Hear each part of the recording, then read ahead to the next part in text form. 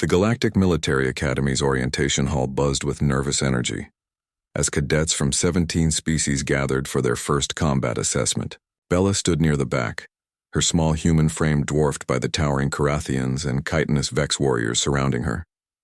Another human sneered a purple-scaled cadet named Threx, his forked tongue flickering with amusement. "Tell me, Softskin, how many enemies have your kind defeated in honorable combat?" Bella remained silent, her gray eyes focused on the massive device at the room's center, the War Chronicle scanner, a Confederation relic that recorded every species' military history. Each cadet would place their hand upon it, and their ancestral combat achievements would display for all to see. Kanat, a lean Ardelian with crystalline features, noticed the human's discomfort. Unlike the others, he'd studied Earth's admission files to the Academy. Something about the human application had been heavily redacted, marked with council seals he'd never seen before. "The scanning begins," announced Instructor Voral, a battle-scarred veteran whose species had served the Confederation for 3 millennia. "Step forward and let your ancestors' glory speak." One by one, cadets approached. The Carathian displayed 12,000 enemy combatants defeated across 2 centuries. The Vex showed high victories against countless rivals. Each species boasted impressive tallies: enemies slain, battles won, territories conquered through honorable warfare. The crowd erupted in cheers with each display. Warriors recognizing warriors. Bella's turn approached. The mocking intensified. "What will the human show?"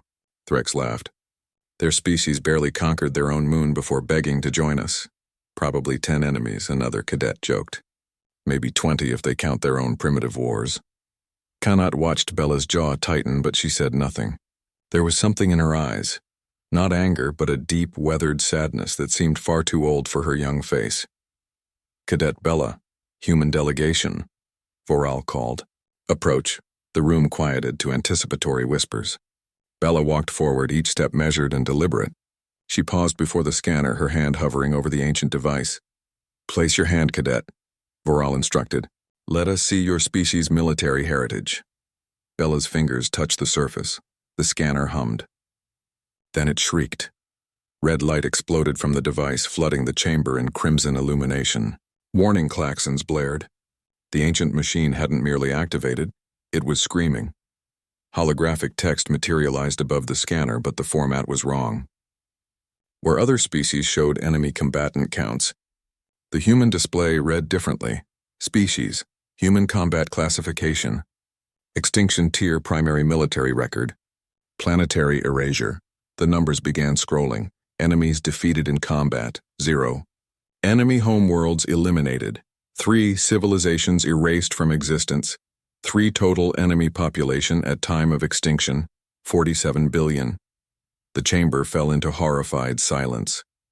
This must malfunction," Threx whispered, his scales losing color. But the scanner continued, diving deeper into human military doctrine. Human military philosophy. If a species declares war, they have chosen extinction. Recorded methodology, total planetary sterilization. No armies engaged, no soldiers defeated, enemy homeworlds glassed, complete population elimination, 0 survivors. Kanat felt his crystalline structure vibrate with fear. He understood now why the human application had been so heavily redacted. Instructor Voral's multiple eyes widened as additional data emerged. Data he'd clearly been briefed on but hoped never to reveal. The Zinthari Dominion declared war on humanity over a trade dispute. Humanity's response wasn't to fight their armies. They bypassed every military installation and cracked the Zinthari homeworld's tectonic plates. 11 billion dead in 48 hours. The species extinct within a week. The Kelrath hierarchy attacked a human colony, killing 7,000 civilians. Humanity didn't invade. They didn't retaliate against military targets. They redirected asteroids into every Kelrath population center simultaneously. 19 billion dead. Species extinct. The Vorath Empire destroyed a human exploration vessel. Humanity's fleet never fired on a single Vorath soldier. They simply ignited the Vorath homeworld's atmosphere, turning their entire planet into a crematorium. 17 billion dead. Species extinct. Humans don't count enemies defeated. Voral said quietly, his voice barely audible. They don't fight soldiers. They don't invade worlds. When humanity goes to war, they don't seek victory. They seek extinction of the aggressor species every single time. Bella finally spoke, her voice steady but hollow. We tried counting enemies. We tried honorable warfare. We tried proportional response. Her eyes swept across the terrified cadets. But every time we showed mercy, our enemies mistook it for weakness. Every time we fought with honor, they called us soft. So we changed our doctrine. She pulled her hand from the scanner, the red light dying away. Now we don't fight wars, she continued. We end species. If you attack humanity, we don't care about your soldiers, your fleets, or your honor. We eliminate your ability to ever threaten anyone again. Permanently.